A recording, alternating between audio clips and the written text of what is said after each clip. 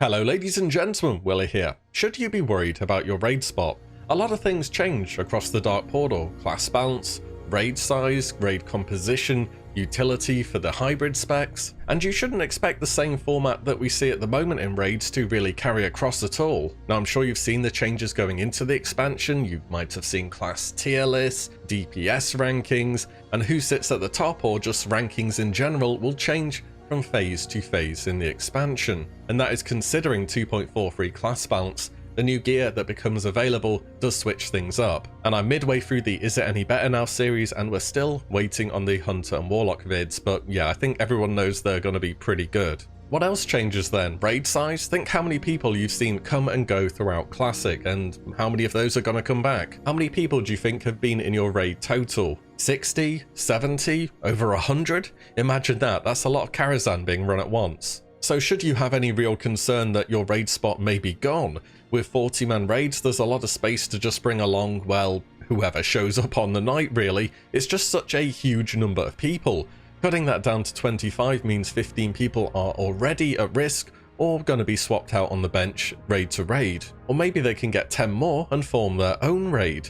That would mean 5 Karazhan groups though if we're looking at 50 people. And even if your guild runs 2 raids at the moment in Classic, if it's all split up and people carry on, you're looking at 3 25-man raids and 8 10-man raids. Imagine the loot council, it would be more like a loot senate. It would need that many people to keep track of things. And then, oh no, I'm in Freddy's group tonight. I swear if he blames his cat for jumping on his keyboard on a random wipes us again, there's always going to be that group you don't want to be part of. So raid size is the first real change, but what matters more than that is what goes into the raid. You, the player, the class. And as we know by now, things change from Classic to TBC in power level, though there are always questions to be asked when you see projected DPS meters, but there's probably a bit of truth in there as well as to who should expect to be where. This is where the conversation turns to optimization and what is the ideal raid comp, be it in 10-man or 25-man. And for Classic, that's turned out to be how many warriors can I possibly fit in this one single raid group, because they just delete raids before any mechanics really happen. I think the gap between what's available for your casual guild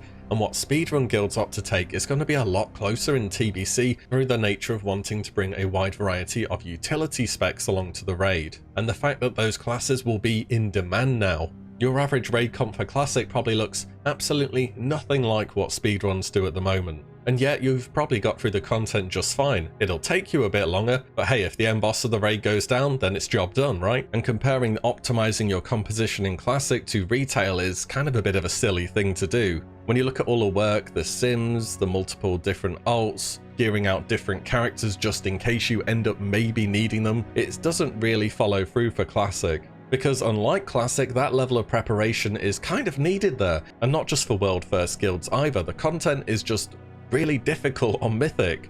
There's less than 500 clears on the current raid tier and retail, which came out midway through November in 2020. Do we need that level of preparation and hardcore research for Classic then? Well, no, really, not at all. Well, unless you are a hardcore speedrunning guild in Classic. And that's the other interesting comparison to make. In retail, it's all about who can clear first. In Classic, we know there's going to be dozens of people clearing every single piece of raid content on day one, so the competition benchmark moves to speed instead, whereas nobody really cares about speed in retail whatsoever. We do have the content confirmed to be pre-nerf with modifications, but we already know so much when it comes to optimizing our character, it's still probably not going to be overly hard, let's be real. So we're all good then, everyone's going to get a raid spot, everyone will be happy, and there'll be absolutely no problems whatsoever then.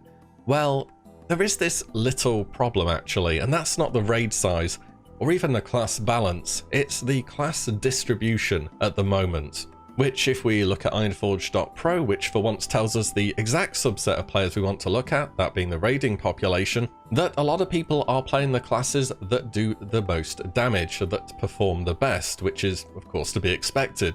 But the amount of people playing these classes is a lot, like a whole lot. Look at how many passes there are for Fury Warriors compared to Shadow Priests or Rep Hallers or Enhancement. In fact, this class distribution is a bit like a copy-paste of who goes where on meters, minus mages because of the whole Ignite building, and Paladin Shamans because factions, and Feral Druids because of tanks. But apart from that, it's more or less in order of who goes where when it comes to damage. On nearly every single server, as shown on Ironforge.pro, the top 3 classes are Warrior, Mage, Rogue, with the top 2 classes often making up around 35% of the raiding population out of a current choice of 8 classes per faction per server. Would you say a third of your raiding team is 2 classes between Warrior, Mage, Rogue at the moment? I bet it will be. Go and check. For my guild at the moment, Warrior Mage is nearly half the raid. That's about 20 people, nearly a full raid for TBC. And there's a reason your raid isn't filled with 10 Rep Paladins or Enhancement Shamans at the moment, and that isn't going to change with TBC.